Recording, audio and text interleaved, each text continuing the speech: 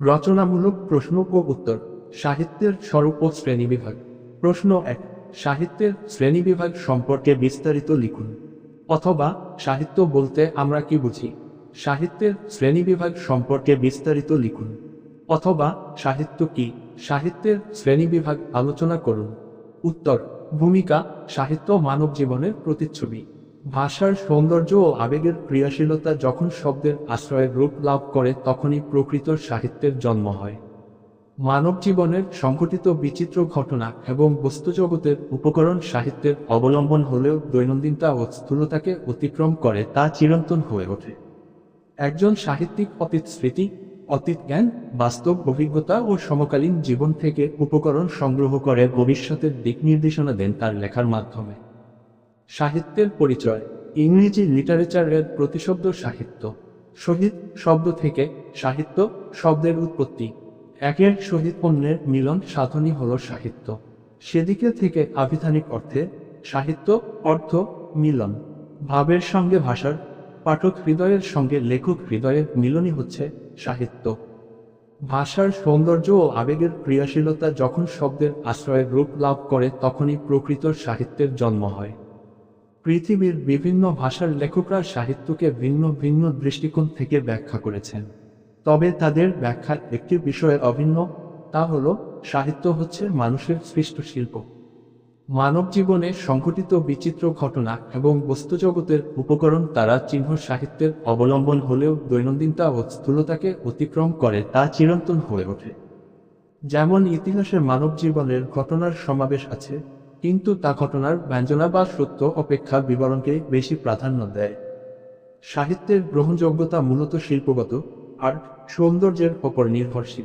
কবিতা, ছোট গল্প, উপন্যাস, নাটক, প্রবন্ধ সাহিত্যের বিভিন্ন শাখা। রবীন্দ্রনাথ সাহিত্যের সংজ্ঞায় বলেছেন, অন্তরের জিনিসকে বাইরের, ভাবের জিনিসকে ভাষায়, নিজের জিনিসকে বিশ্বমানবের এবং ক্ষণকালের জিনিসকে চিরকালের করে তোলায় সাহিত্যের কাজ।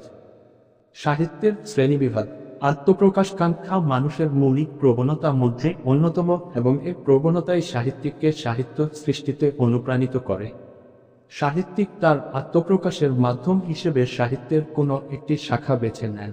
সাহিত্যের শ্রেণীবিভাগ নিচে প্রদত্ত হল, যথা: ১. কবিতা, ২. ছোট গল্প, ৩. উপন্যাস, ৪. নাটক ও প্রহসন এবং ৫. প্রবন্ধ। ১. কবিতা। বাংলা সাহিত্যের প্রাচীনতম শাখা কবিতা। অপরিহার্য শব্দের অবশ্যম্ভাবী বাণী বিন্যাসই হল কবিতা। মানব মনের ভাবনা কল্পনা যখন অনুভূতিরঞ্জিত, যথাবিহিত শব্দসম্ভারে বাস্তব সুষমামণ্ডিত চিত্রাত্মক ও ছন্দময় রূপ লাভ করে, তখনই তাকে কবিতা বলা হয়। কবি তার অনুভূতি, আবেগ ও কল্পনাকে অনিবার্য শব্দসম্ভায় উপস্থাপন করেন কবিতায়। ২. ছোট গল্প। বিভিন্ন পণ্ডিত বিভিন্নভাবে ছোট গল্পের সংজ্ঞা দিয়েছেন। পো বলেন, যে গল্প অর্ধ হইতে ১ বা ২ ঘণ্টার মধ্যে এক নিঃশ্বাসে পড়িয়া শেষ করা যায়, তাহাকে ছোট গল্প বলে। জি ওয়েলস বলেন যে, ছোট গল্প ১০ থেকে ৫০ মিনিটের মধ্যে শেষ হওয়া বাঞ্ছনীয়। জীবনের খণ্ডাংশ গল্পকার যখন রস নিবিড় করে ফুটাতে পারবেন তখনই সার্থক ছোট গল্প হবে। ছোট গল্পের শুরু ও শেষ অবশ্যই নাটকীয় ও ব্যঞ্জনাধর্মী হওয়া চাই। ছোট গল্পের প্রকৃতি ও গঠন রীতি সম্বন্ধে রবীন্দ্রনাথ তার সোনার তরী কাব্যের বর্ষাযাপন কবিতায় সর্বাপেক্ষা সুন্দর সংজ্ঞা দিয়েছেন।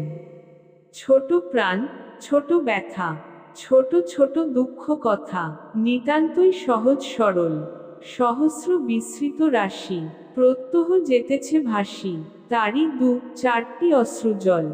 নাহি বর্ণনার ছটা, ঘটনার ঘন ঘটা, নাহি তত্ত্ব নাহি উপদেশ, অন্তরে অতৃপ্তি রবে, সাঙ্গ করি মনে হবে, শেষ হইল না শেষ। ৩. উপন্যাস। বর্তমানে সাহিত্যের সবচেয়ে জনপ্রিয় শাখা উপন্যাস। কারণ সাহিত্যের অন্য সব শাখার কোনো না কোনো বৈশিষ্ট্যের একত্র মিলনের মধ্যে নিহিত। গল্পের বর্ণনাধর্মিতা যেমন এতে বিদ্যমান, তেমনি রয়েছে কবিতার অন্তর্মতা। পৃথিবীর বিখ্যাত অনেক উপন্যাসকে গদ্য মহাকাব্যও বলা হয়ে থাকে, যেমন বাংলা সাহিত্যে মীর মোশাররফ হোসেনের বিষাদসিন্ধু। পৃথিবীর বাস্তব ঘটনা, চরিত্র, জীবনের বিচিত্র রূপবিন্যাস উপন্যাসিকের দৃষ্টিভঙ্গি অনুযায়ী রূপায়িত হয় উপন্যাসে। 4. নাটক। সংস্কৃত আলঙ্কারিকগণের মতে নাটক হচ্ছে কাব্য সাহিত্যের একটি শাখা। তাদের মতে কাব্য দু প্রকার: দৃশ্যকাব্য ও শ্রব্যকাব্য। নাটক মূলত দৃশ্যকাব্য এবং এটি সকল কাব্যের শ্রেষ্ঠ কাব্য। কাব্যেষু নাটকং রম্যম। শ্রীশচন্দ্র দাস বলেন, নাটক দৃশ্য ও শ্রব্যকাব্যের সমন্বয়ে রঙ্গমঞ্চের সাহায্যে গতিমান মানবজীবনের প্রতিচ্ছবি আমাদের সম্মুখে মূর্ত করিয়া তোলে।